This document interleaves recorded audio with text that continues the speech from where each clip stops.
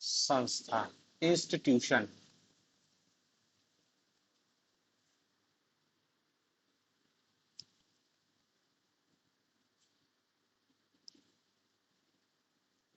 Institution, संस्था।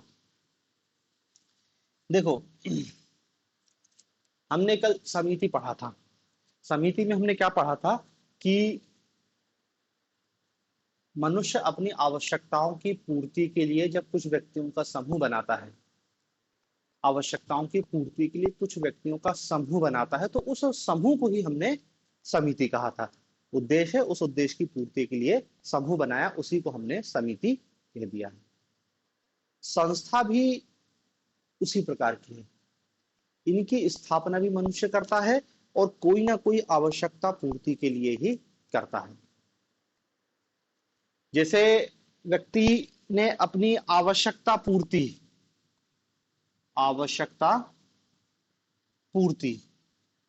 के लिए एक समिति का निर्माण किया, ठीक है। समिति हमने पढ़ी, और समिति में विशेष रूप से क्या है? लोगों का समूह। आवश्यकता पूर्ति के लिए जानबूझकर बनाया गया लोगों का समूह, ठीक है। अब मान लो समिति बहुत बड़ी है, तो हमने समिति की विशेषताओं में क्या लिखा है कि समिति की कुछ निश्चित कार्य प्रणालियां होती हैं। भाई, समिति के पदाधिकारी होते हैं कि कौन अध्यक्ष है, कौन उपाध्यक्ष है। फिर एक निश्चित कार्य प्रणाली होती है कि समिति की बैठक कितने बजे होगी, सदस्यों को पहले बता दिया जाता है। उसके निश्चित नियम कानून होते हैं, ना संस्थान के, कि आपको यदि संस्थान का सदस्य बनना है तो ऐसा करना पड़ेगा, इस संस्थान में इस समिति के अंतर्गत ऐसा निर्णय लिया जाता है। तो देखो, जब व्यक्तियों के समूह को महत्ता दी जाती है तो समिति कहते हैं, व्यक्ति के समूह। और जब यहां पर नियम कानून को महत्ता दी जाती है तो उसी समिति को हम संस्था कह देते हैं, संस्था केवल क्या है? नियम कानूनों का संग्रह टाइप का है, कि मनुष्य ने अपनी आवश्यकताओं की पूर्ति के लिए जो कुछ नियम कानून बना लिए हैं, और जब वो नियम कानून एक संगठित रूप में हो जाते हैं तो उसको हम संस्था कह देते हैं। मानव ने अपनी आवश्यकता पूर्ति के लिए कुछ व्यक्तियों का समूह बनाया, उस व्यक्तियों के समूह को हम समिति कह रहे हैं। मानव ने अपनी आवश्यकता पूर्ति के लिए बहुत सारे नियम कानून बनाए हैं, और जब वो नियम कानून संगठित रूप से एक जगह हो जाते हैं तो उसी को हम संस्था कह देते हैं। जैसे स्कूल समिति और संस्था दोनों का उदाहरण। आप किस नजरिए से देखते हो? जब आप स्कूल को देखते हो, किसी स्कूल में टीचर हैं, टीचर तो व्यक्तियों का समूह है ना, बच्चे हैं, बहुत सारे अन्य कर्मचारी हैं, ये समिति, व्यक्ति हैं इसमें। और जब हम स्कूल में देखते हैं कि स्कूल का एक निश्चित ड्रेस है, स्कूल के निश्चित नियम हैं, इतने बजे लगेगा, इतने बजे छूटेगा, ऐसे आना है, ऐसे जाना है, परीक्षा है, ये जब इन दृष्टिकोण से देखते हैं तो स्कूल क्या हो जाता है? एक संस्थान हो जाता है। परिवार एक संस्थान भी है और एक समिति भी है। जब परिवार में हम क्या देखते हैं? व्यक्तियों का समूह। इस दृष्टि से देख रहे हैं तो परिवार क्या है? समिति है। एकल परिवार है, पति पत्नी वाहिद बच्चे, तो पता लगा 4 लोग, तो 4 लोगों की एक समिति है परिवार। लेकिन जब परिवार में कुछ नियम कानून होते हैं, बिना नियम कानून के तो कोई परिवार बनेगा ही नहीं ना। विवाह परिवार में प्रवेश करने के लिए तुमको विवाह करना पड़ेगा, और विवाह क्या है? नियम कानून का संगठन। तो विवाह एक संस्था हो गई। फिर परिवार में भी बहुत सारे नियम कानून है, तो जब नियम कानूनों के परिप्रेक्ष्य में परिवार को देखते हैं तो वही परिवार एक संस्था बन जाता है। तो देखो, समिति और संस्था एक ही टाइप के हैं। ये तो मैंने कॉमन उदाहरण बताया। अब कुछ ऐसे होंगे जो केवल समिति है, कुछ ऐसे होंगे जो संस्थान है। बस आपको समझाने के लिए बताया था कि समिति भी आवश्यकता की पूर्ति के लिए बनाई गई है, संस्थान भी आवश्यकताओं की पूर्ति के लिए बनाया गया है। बस अंतर इतना है कि समिति में व्यक्ति के समूह को व्यक्ति को महत्ता जाए, मूर्त, जबकि संस्थान में क्या है? नियम कानून, कि जब सब जगह इकट्ठित हो गए बहुत सारे नियम कानून तो एक संस्था का निर्माण हो जाता है। जैसे विवाह की संस्था, अब विवाह एक संस्था है, लोगों का समूह नहीं है विवाह। अब विवाह में क्या होता है, नियम कानून होते हैं। अब हिंदू विवाह देखें तो उनने कहा भैया सप्तपदी होगा, फिर मंगलसूत्र, फिर फलाना ठिकाना, सारी परंपरा, उन सारी परंपराओं को नाम दे दिया एक कॉमन विवाह। तो जब नियम कानून को ज्यादा महत्ता दी जाती है और जब सारे नियम कानून इकट्ठे हो जाते हैं तो वो एक संस्था, इसी को कहते हैं ना इंस्टीट्यूट, संस्थानीकरण। संस्थानीकरण अभी आगे आएगा, अभी परिभाषा लिखो।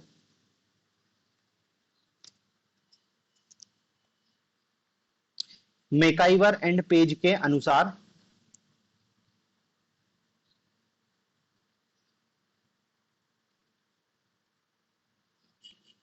मेकाइवर एंड पेज के अनुसार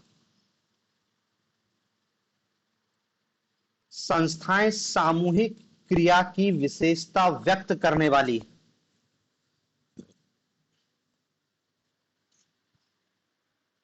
संस्थाएं सामूहिक क्रिया की विशेषता व्यक्त करने वाली कार्य प्रणाली के स्थापित स्वरूप अथवा अवस्था को कहते हैं।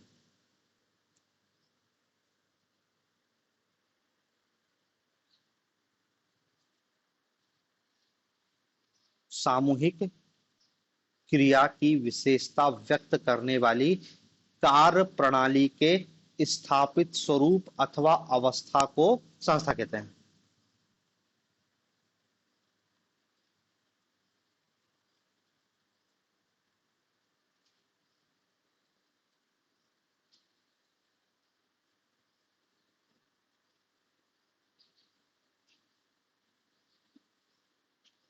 ठीक है ना, मतलब क्या कह रहा है मेकाइवर कि सामूहिक क्रिया की विशेषता व्यक्त करने वाली कार्य प्रणाली के स्थापित स्वरूप, सामूहिक कार्य प्रणाली, क्या लिखा है, सामूहिक क्रियाओं की विशेषता को, कि जैसे आप मंदिर जाते हैं तो मंदिर में भी कुछ नियम कानून होते हैं, हर व्यक्ति को पूजा करने की एक विशेष तरीका होता है ना। ऐसा थोड़ी कि मंदिर में जाके तुम नमाज पढ़ने लगोगे, संभव नहीं है। मंदिर में निश्चित कार्य प्रणाली, सामूहिक क्रिया होती है कि आपको हाथ जोड़ना है, बैठना है, भजन पूजन जो करना है, तो एक निश्चित, तो वो जो मंदिर है वो एक संस्था हो गया, क्योंकि वहां पे कुछ नियम कानून है जिसके हाथ से आपको चलना है। दूसरी परिभाषा लिखो, ऑगबर्न तथा निमकॉफ की। ऑगबर्न और निमकॉफ, ऑगबर्न और निमकॉफ के अनुसार कुछ आधारभूत मानवीय आवश्यकताओं की संतुष्टि हेतु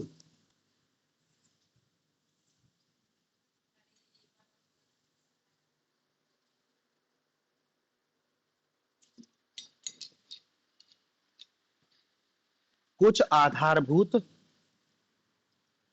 मानवीय आवश्यकताओं की संतुष्टि हेतु संगठित एवं स्थापित प्रणालियां सामाजिक संस्थाएं हैं।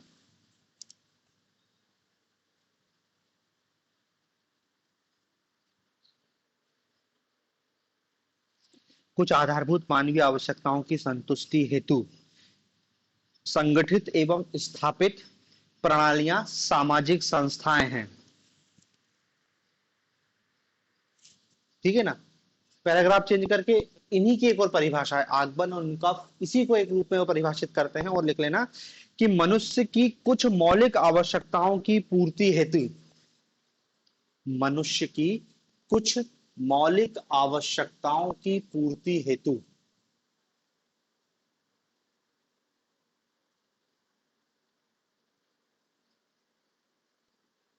मनुष्य की कुछ मौलिक आवश्यकताओं की पूर्ति हेतु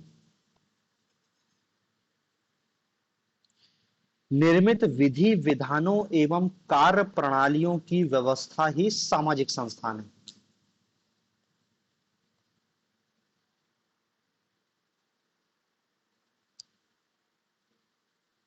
निर्मित विधि विधानों एवं कार्य प्रणालियों की व्यवस्था ही सामाजिक संस्थान है, सामाजिक संस्था है।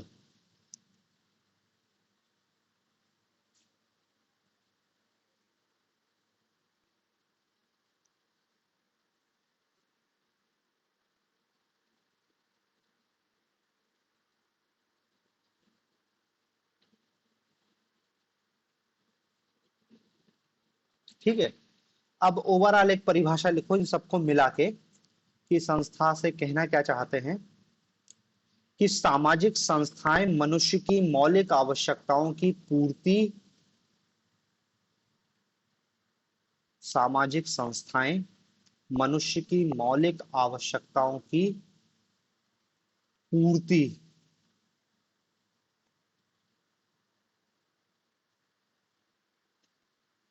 के साधन के रूप में विकसित, मनुष्य की मौलिक आवश्यकताओं की पूर्ति के साधन के रूप में विकसित नियमों, विधि विधानों एवं कार्य प्रणालियों,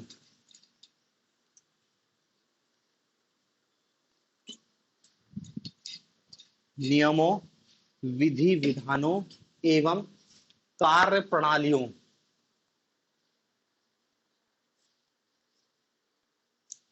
एवं कार्य प्रणालियों का बहुत संगठित रूप है जो समाज द्वारा मान्य है।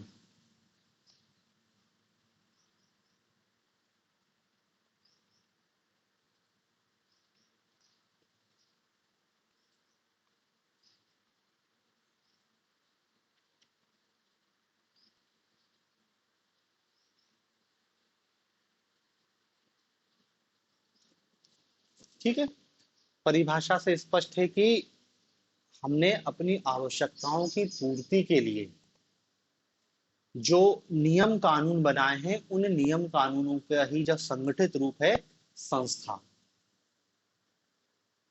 नियम कानूनों का ही एक संगठित रूप है संस्था। जैसे देखो हमने अपनी आवश्यकता की पूर्ति के लिए एक संस्थान बनाया, परिवार।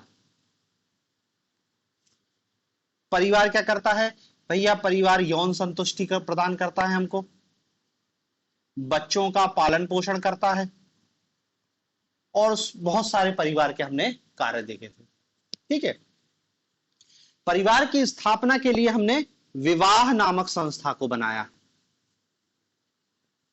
विवाह नामक संस्थान को बनाया। सब हमने बनाया, परिवार भी हमने बनाया है, विवाह भी हमने बनाया है। ये एक दिन में नहीं बनाया है, भले विकसित हुई हो समय के साथ, लेकिन बनाए हमने तो हमारे द्वारा ही गए हैं। क्यों बनाए गए हैं? अपनी आवश्यकताओं की पूर्ति के लिए। मनुष्य ने जो भी निर्मित किया है अपने मजे के लिए ही निर्मित किया है, अपनी आवश्यकताओं की पूर्ति के लिए। कि यार पहले यौन नियमन की कोई व्यवस्था नहीं थी तो उन्होंने कहा थोड़ा व्यवस्थित करते हैं, विवाह बना लिया, विवाह से ही परिवार का जन्म हुआ, और फिर बहुत सारी। तो ले दे के संस्थान हो चाहे समिति हो, दोनों ही मनुष्य ने अपनी आवश्यकताओं की पूर्ति के लिए ही बनाई थी। अब भले देखो समय के साथ मनुष्य उन संस्थाओं से हो सकता परेशान भी हो सकता है, संस्थाओं से पीछा छुड़ाना चाहता हो, लेकिन अब वो तो बन गई है। अब लिखो संस्थान की विशेषताएं।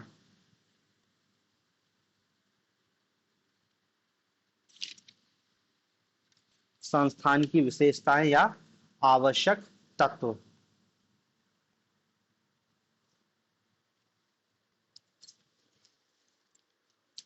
या आवश्यक तत्व।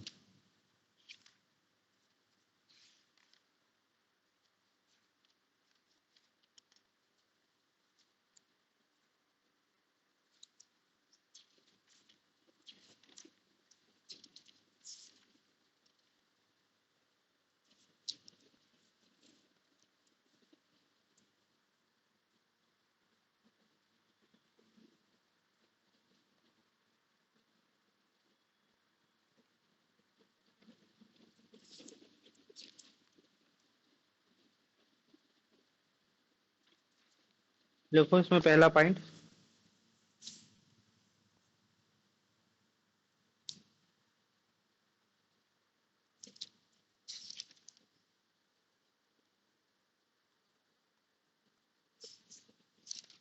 पहला पॉइंट लिखना, संपूर्ण सांस्कृतिक व्यवस्था में संस्था का एक इकाई के रूप में कार्य। संपूर्ण सांस्कृतिक व्यवस्था में संस्था का एक इकाई के रूप में कार्य।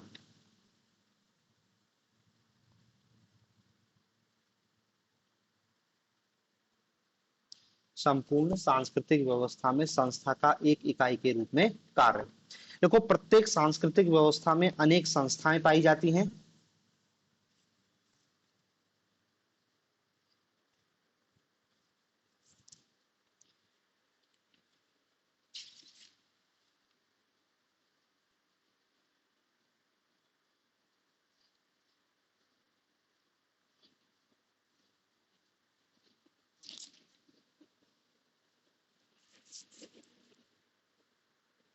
प्रत्येक सांस्कृतिक व्यवस्था में अनेक संस्थाएं पाई जाती हैं जिनके माध्यम से मनुष्य की मौलिक आवश्यकताओं की पूर्ति होती है। जिनके माध्यम से मनुष्य की मौलिक आवश्यकताओं की पूर्ति होती है। प्रत्येक संस्था सांस्कृतिक व्यवस्था की प्रत्येक संस्था सांस्कृतिक व्यवस्था की एक मौलिक इकाई के रूप में कार्य करती है।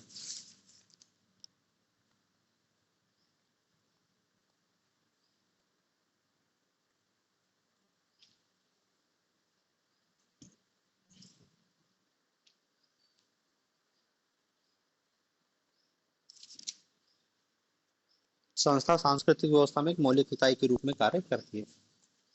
मतलब समझ रहे हैं ना, प्रत्येक सांस्कृतिक व्यवस्था में बहुत सारी संस्थाएं होती हैं। हमारे समाज में भी बहुत सारी संस्थाएं, धर्म है, जाति है, विवाह है, परिवार है, सब अलग अलग संस्थाएं हैं। फिर हमने क्या लिखा है कि प्रत्येक संस्था मनुष्य की मौलिक आवश्यकताओं की पूर्ति करती। ठीक है, विवाह की आवश्यकता कुछ अलग है, परिवार के उद्देश्य अलग है, धर्म का उद्देश्य अलग है। और फिर क्या लिखा है कि प्रत्येक संस्था संस्कृति के, मतलब जो संस्था एक काम कर रही है वो वही करेगी, दूसरा काम नहीं कर सकती।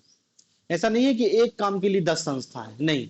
विवाह है तो विवाह का कार्य यूनिक है, उसके कार्य को कोई रिप्लेस नहीं करेगा। परिवार, परिवार एक संस्था है, उसके कार्य। तो प्रत्येक संस्था का अपनी एक मौलिक यूनिट, इकाई के रूप में काम करती है कि उसको उसकी जैसी कोई डुप्लीकेट नहीं होती है।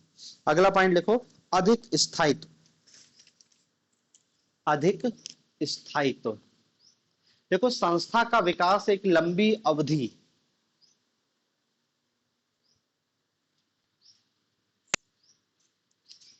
संस्था का विकास एक लंबी अवधि के बाद होता है।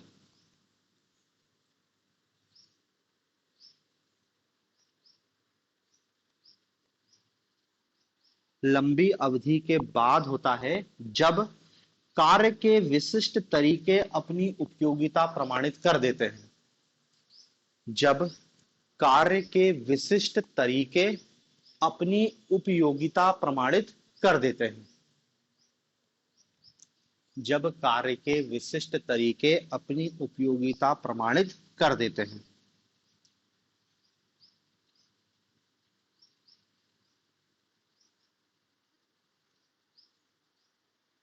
इसी कारण संस्थाएं काफी लंबे समय तक चलती हैं, इनका शीघ्रता से विनाश नहीं होता।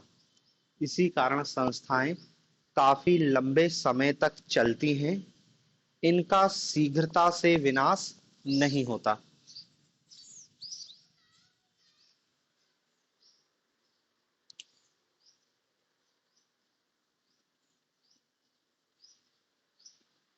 जैसे जाति व्यवस्था, विवाह आदि। जैसे जाति व्यवस्था, विवाह आदि। समझ रहे हैं ना कि कोई संस्था एक दिन में नहीं बन जाती है, बहुत लंबा समय लगता है। विवाह जैसी संस्था बनने में बहुत लंबा समय लगा, समय के साथ वो धीरे धीरे डेवलप होती है। तो उसकी क्या है, उपयोगिता बहुत स्पष्ट होती है। मतलब कोई संस्था यदि समाज में है तो वो उपयोगी है, और जब उपयोगी है तो वो लंबे समय तक टिकी रहेगी, इसलिए उसको नष्ट नहीं कर सकते। देख रहे हैं ना, भारत में जाति व्यवस्था के लिए कब से आंदोलन चल रहे हैं कि जाति को खत्म कर दो, कोई खत्म नहीं हो रही जाति व्यवस्था। तो इसी रूप से क्या, संस्थाओं में, संस्थाओं का विनाश बहुत मुश्किल है, इसलिए संस्थाओं की क्या विशेषता है कि वो अधिक स्थायित्व होती है। अगला पॉइंट लिखो, एक या अनेक स्पष्ट उद्देश्य। एक या अनेक स्पष्ट उद्देश्य।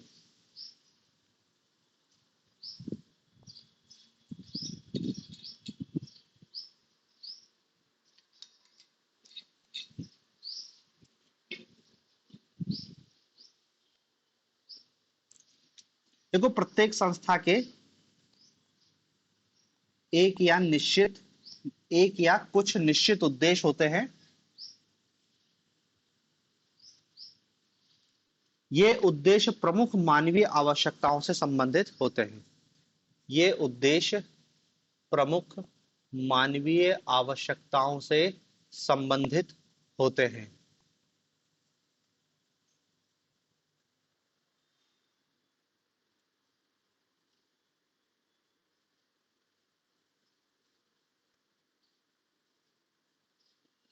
अगला पॉइंट लिखना, सांस्कृतिक उपकरण।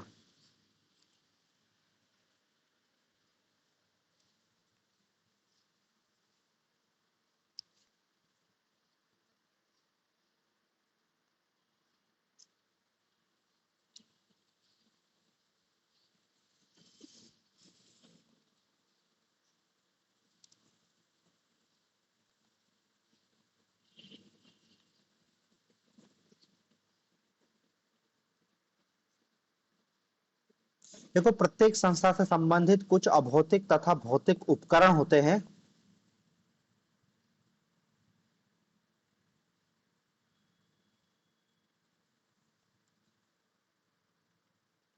प्रत्येक संस्था से संबंधित कुछ अभौतिक तथा भौतिक उपकरण होते हैं जो संस्था के उद्देश्य की दृष्टि से उपयोगी होते हैं। जो संस्था की उप,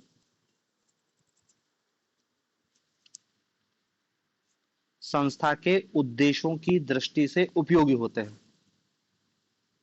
संस्था के उपयोग की दृष्टि से, उद्देश्यों की दृष्टि से उपयोगी होते हैं।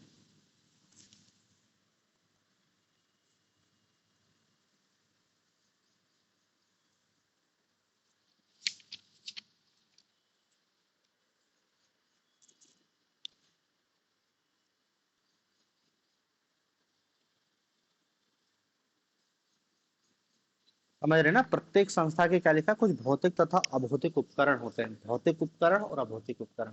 भौतिक उपकरण जिनको हम देख सकते हैं, छू सकते हैं। अभौतिक उपकरण मतलब नियम कानून वाली बात हो रही। अब जैसे संस्था है, जैसे विवाह की संस्था है, तो विवाह के कुछ भौतिक अभौतिक उपकरण है। अभौतिक उपकरण में उसके क्या नियम कानून आ जाएंगे कि कैसे विवाह करना है। भौतिक उपकरण में क्या है, कुछ हमको दिखाई देंगे। जैसे उनने कहा कि भैया अग्नि की जो वेदी बनती है, फिर उन्होंने कहा कि कलश है, फिर ऐसी बहुत सारी भौतिक चीजें दिखाई देंगी जो उस संस्था के उद्देश्यों के लिए जरूरी होते हैं। जैसे धर्म, धर्म एक संस्थान है, तो उसके भौतिक उपकरण, मंदिर, मूर्ति, ये भौतिक उपकरण हो। अभौतिक उपकरण उसके क्या जाएंगे, पूजा पाठ की पद्धति, या भौतिक उपकरण हो। तो प्रत्येक संस्था के ऐसे भौतिक और अभौतिक उपकरण होते हैं जो उसके उद्देश्यों की प्राप्ति में सहायक होते हैं। अगला पॉइंट लिखो, प्रतीक। प्रतीक, सिंबल।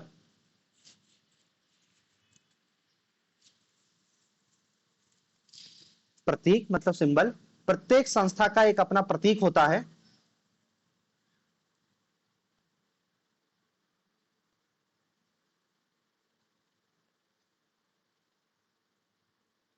प्रत्येक संस्था का अपना एक प्रतीक होता है जो कि भौतिक अथवा अभौतिक हो सकता है। जो कि भौतिक अथवा अभौतिक हो सकता है।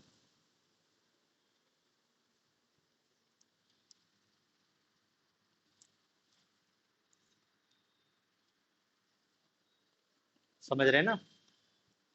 देखो, अभी जो सांस्कृतिक उपकरण लिखे वो बहुत सारे हो सकते हैं, लेकिन ये सिंबल की बात करें, सिंबल एक ही होता है। जैसे चर्च,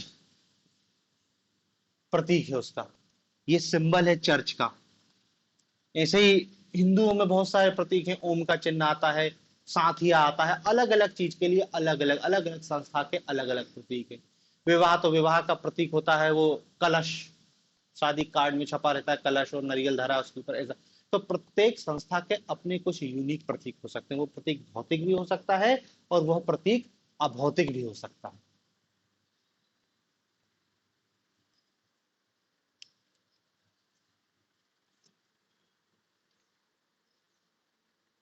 अगला लिखो, संरचना।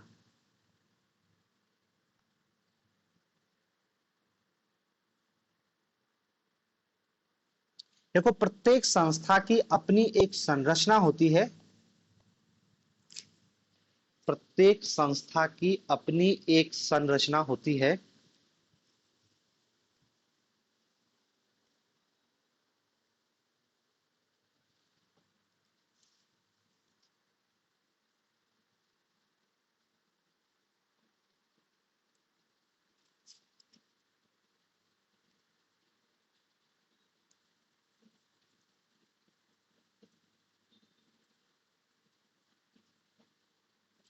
जो कि अन्य समाजों में उसी प्रकार की संस्था की संरचना से भिन्नता लिए हुए होती है।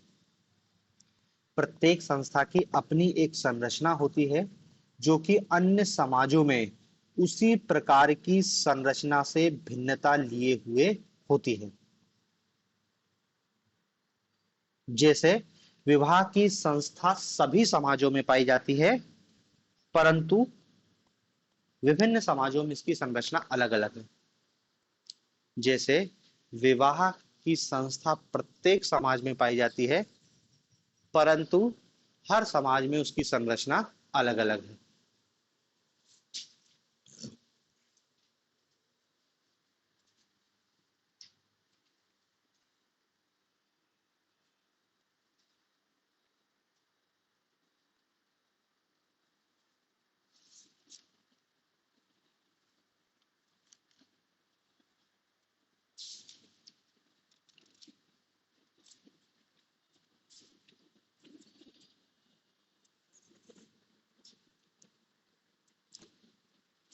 अगला पॉइंट लिखना, अभिमति एवं अधिकार।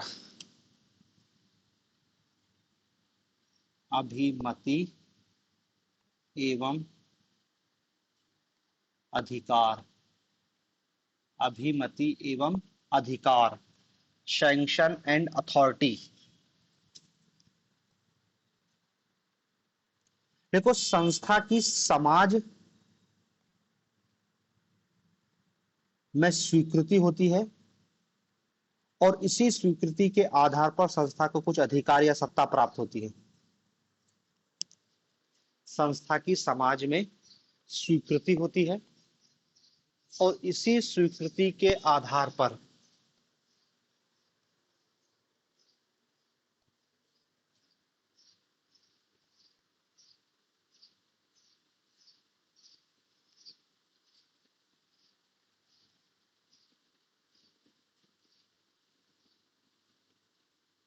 संस्था को कुछ अधिकार या सत्ता प्राप्त होती है और इसी सत्ता के कारण संस्था मनुष्यों के व्यवहार को नियंत्रित कर सकती है।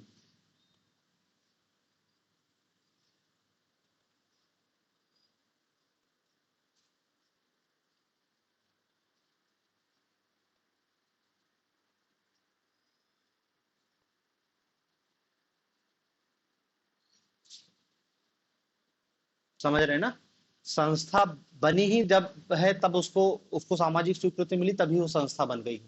अब उसको सामाजिक स्वीकृति है तो इस स्वीकृति के कारण क्या है, उस संस्था के पास कुछ अधिकार या अथॉरिटी है कि अब प्रत्येक मनुष्य को उस संस्था के अनुरूप व्यवहार करना पड़ेगा। जैसे विवाह एक संस्था है, आपको विवाह करना है तो उन्हीं निश्चित नियमों का पालन करते हुए विवाह करना पड़ेगा जो बताए गए हर समाज में। भाई आपको ईसाई पद्धति से विवाह करना है तो अलग तरीके हैं, आपको हिंदू तरीके से विवाह करना है तो अलग तरीके हैं।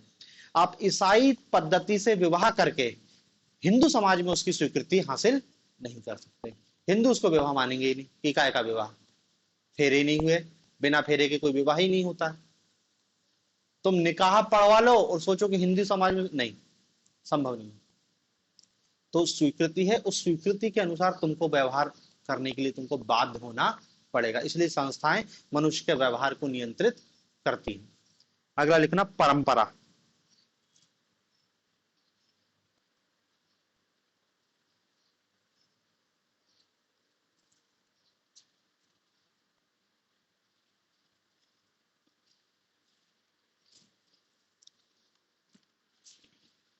देखो, प्रत्येक संस्था की कुछ लिखित अलिखित परंपराएं होती हैं।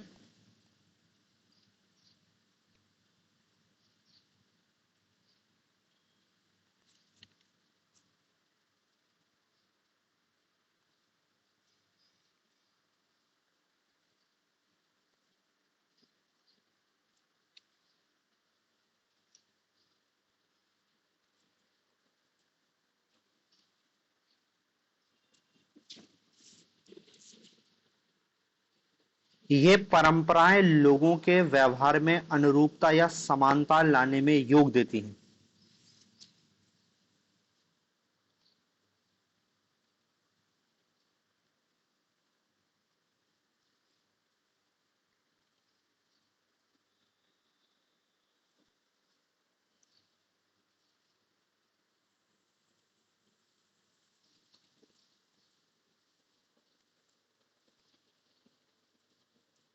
ठीक है। तो परंपरा परंपरा के अनुसार ही व्यक्ति व्यवहार करता है। जब व्यक्ति एक निश्चित नियम के अनुसार व्यवहार करेगा तो सभी के व्यवहार हमको एक से दिखाई देंगे। तो देखो ये कुछ संस्था की सामान्य सी विशेषताएं हैं। इसमें और भी बता सकते हैं कि संस्थाएं अमूर्त होती हैं, एब्स्ट्रैक्ट।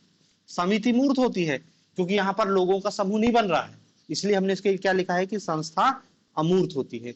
संस्था परिवर्तनशील भी होती है। परिवर्तन, समय के साथ साथ थोड़ा बहुत परिवर्तन आता है। जैसे विवाह नामक संस्था में पहले विवाह की पद्धति, देखो मूलभूत चीजें तो है लेकिन अब क्या है उसमें बहुत सारी चीज बदल जाती है समय के साथ। तो हम ये भी कह सकते हैं कि संस्था परिवर्तनशील भी होती है। संस्थाएं मुख्यतः, देखो मुख्यतः शब्द यूज करते हैं, मुख्यतः स्वतः विकास होता है। स्वतः विकास होता है। भले कुछ संस्थाएं मनुष्य के सचेतन प्रयास से विकसित हों, लेकिन जो ज्यादातर संस्थाएं जैसे विवाह अपने आप धीरे धीरे करके बहुत लंबे सालों में, परिवार, धर्म, समय के साथ विकसित होती हैं ये संस्थाएं। ठीक है ना। और देखो चूंकि संस्था अमूर्त होती है इसलिए एक स्टेटमेंट दिया जाता है कि हम सभी समिति के सदस्य होते हैं, संस्थाओं के नहीं। संस्थाओं की सदस्यता नहीं होती, समिति की होती है, संस्थान की नहीं होती है। क्योंकि संस्थान के लिए लोगों के समूह की जरूरत ही नहीं, तो सदस्यता की बात ही नहीं आएगी। तो वही कह रहे हैं कि संस्था, तो ये कुछ एक दो पॉइंट और हैं, इनको भी लिख लेना, तो सारी संस्था की विशेषताएं इसके अंतर्गत आ गई हैं। अब अगला हेडिंग डालना, संस्थाओं के प्रकार। संस्थाओं के प्रकार, टाइप्स ऑफ इंस्टीट्यूट।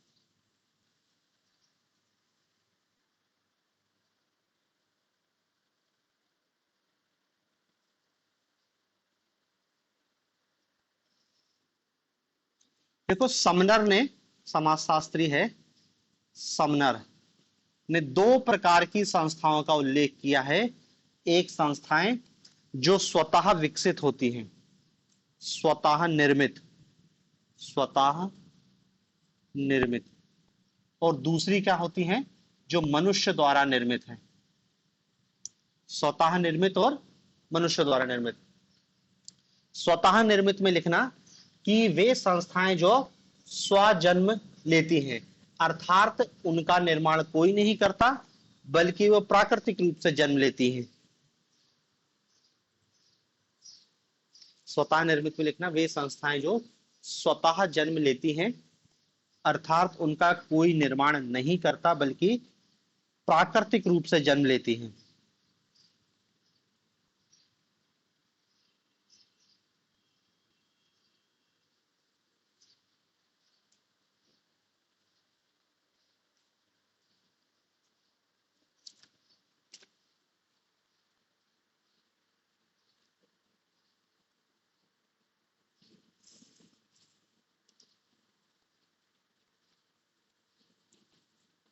और निर्मित में लिख लेना कि जो संस्थाएं, इसमें उदाहरण लिख लेना स्वतः निर्मित में, जैसे विवाह परिवार आदि, विवाह परिवार आदि।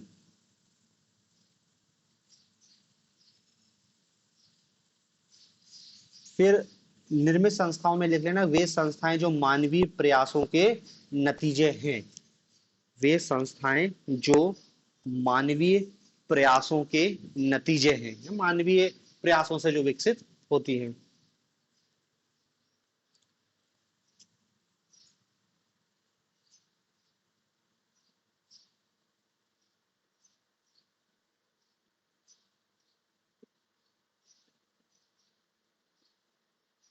उदाहरण लिख लेना जैसे शिक्षा, बाजार, अस्पताल आदि।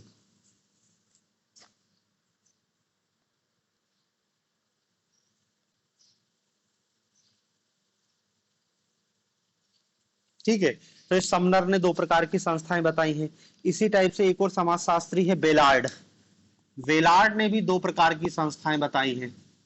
वेलार्ड कहते हैं एक प्रकार की संस्थाओं को हम कहते हैं मूलभूत संस्था, मूलभूत संस्था, और दूसरी क्या है, वैकल्पिक संस्था, वैकल्पिक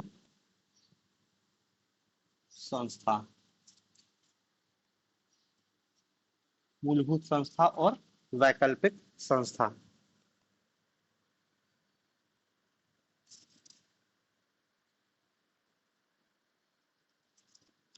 मेरे ना मूलभूत मतलब जिनको कोई रिप्लेस नहीं कर सकता, और वैकल्पिक मतलब जो समय के साथ रिप्लेस होती रहती है, वही स्वतः निर्मित और निर्मित टाइप की है। तो ये बेलार्ड के अनुसार है। बाकी देखो, आप संस्थाओं के बहुत सारे प्रकार बता सकते हो। सामाजिक संस्था, धार्मिक संस्था, आर्थिक संस्था, राजनीतिक संस्था, शैक्षणिक संस्था, मनोरंजनात्मक संस्था, मतलब जितनी प्रकार की अपन ने समिति देखा था उतनी प्रकार की संस्थाओं के भी हम उल्लेख कर सकते हैं। ये स्पेशल समाजशास्त्रियों के द्वारा उल्लेखित की गई है, इसलिए इसको याद रखना। तो आपसे संस्थाओं के प्रकार मुश्किल पूछेगा, क्योंकि संस्था में और भी बहुत कुछ पूछने को, संस्था की विशेषता पूछ सकता है, संस्था का उद्विकास कैसे हुआ ये पूछेगा, संस्थाओं के महत्व और दुष्प्रकार पूछेगा। संस्था के प्रकार तो नहीं ही पूछेगा। यदि पूछ भी लेता है तो आप समनर के दो प्रकार बता दो, और फिर क्या है, अन्य श्रेणियों के आधार पर आप बता सकते हो, राजनीतिक संस्थाएं हैं, आर्थिक संस्थाएं हैं, सामाजिक संस्थाएं हैं। अब उदाहरण समझ जाना कि सामाजिक संस्थाएं कौन सी हो सकती हैं, आर्थिक संस्थाएं कौन सी हो सकती हैं, सामाजिक संस्थाएं, राजनीतिक संस्थाएं कौन कौन सी हो सकती हैं। और देखो, इसमें ज्यादा कंफ्यूजन वाली बात नहीं है। जैसे अपन बात करें राजनीतिक संस्था की, राजनीतिक संस्था, तो देखो राजनीतिक संस्था में क्या आता है, राजनीतिक दल।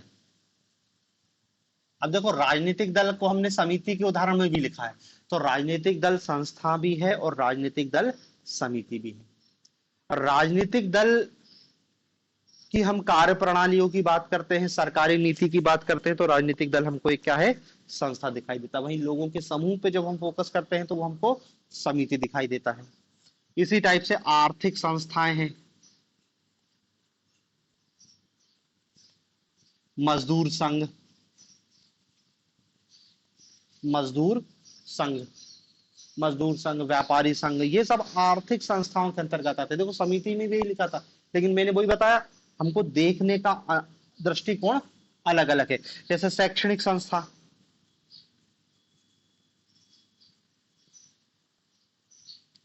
स्कूल, महाविद्यालय, ये सब क्या है, शैक्षणिक संस्थाओं के अंतर्गत आते हैं। समिति भी है, संस्थान भी है। लेकिन स्कूल में जब हम क्या है, इस रूप में देखते हैं कि एक महाविद्यालय में कितने लोग पढ़ रहे हैं, तो वो एक समिति के रूप में, मनुष्यों का समूह। लेकिन जब हम महाविद्यालय को देखते हैं कार्य प्रणालियों के समूह के रूप में, तो वो एक संस्थान हो जाती है। ऐसे धार्मिक संस्थान है, सामाजिक संस्थान है, ठीक है ना। धार्मिक संस्थान में उनका आपके गिरजाघर आ गए, अन्य कोई संस्थान है जो बहुत सारे काम कर रहे हैं, आर्य समाज भी एक संस्थान है। ये तो इस टाइप की राजनीतिक, धार्मिक, शैक्षणिक और आर्थिक संस्थाओं का भी आप उल्लेख कर सकते हो। ठीक है, तो देखो ये संस्थाओं के विभिन्न प्रकार हो गए। अब हमको इसमें देखना है संस्थाओं का उद्विकास कैसे होता है, संस्था का विकास, एवोल्यूशन।